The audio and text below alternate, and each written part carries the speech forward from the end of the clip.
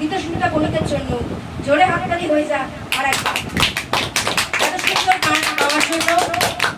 এবার বর্ষে আমি ডেকে নেব আমাদের কোচিংয়ের ছাত্র রাজদীপ দাসকে মঞ্চে কবিতা বলে শোনানোর জন্য। নমস্কার।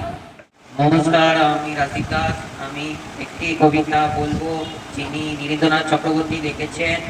নাম ভর দুপুরে শুধু ওই যে অসল দাসটি হতো প্রত্যেকজনের ছাতা, তলায় গাছে গাছে খানি আদর করে পাতা, চলছে দূরে গরু বাছুর গাছের তলায় শুয়ে, দেখছে রাখাল মেঘ লোচায় আকাশটাকে ছুঁয়ে, গলের মধ্যে বোঝাই করা শূন্য করে রাখি নদীর ধারে বাধাকারী রই বর্ণ পাখি, কেউ জানি বাঁকা সরা বিন ছাড়া ধুলো, পট উসুরে যেটার ঘরে ঘুমাচ্ছে লোকগুলো, শুধু কি আর মানুষ ঘুমায় যে জানে সে জানে, আচল পেটে বিশ্বভুবন ঘুমাচ্ছে এইখানে। আজকের যে গানটি নেহা শাও এবং গীতসুমিতা বণিক গাইল সেটা একদিনের রিহার্সালে গাওয়া, তাই তাদের জন্য আরেকবার হাততালি হয়ে যাক। এবং রাজদীপ দাস এত সুন্দর কবিতা আমাদের সঙ্গে পরিবেশন করেছে, তার জন্য একবার হাততালি হয়ে যাক। আমি ডেকে নেব আমাদের কোচিংয়ের ছাত্র রূপম দাসকে মঞ্চে কবিতা পরিবেশন করার জন্য। নমস্কার। নমস্কার, শুভ সন্ধ্যা।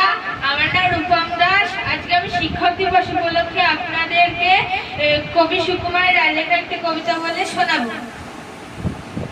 খোকার বুদ্ধি। সুকুমার রায়।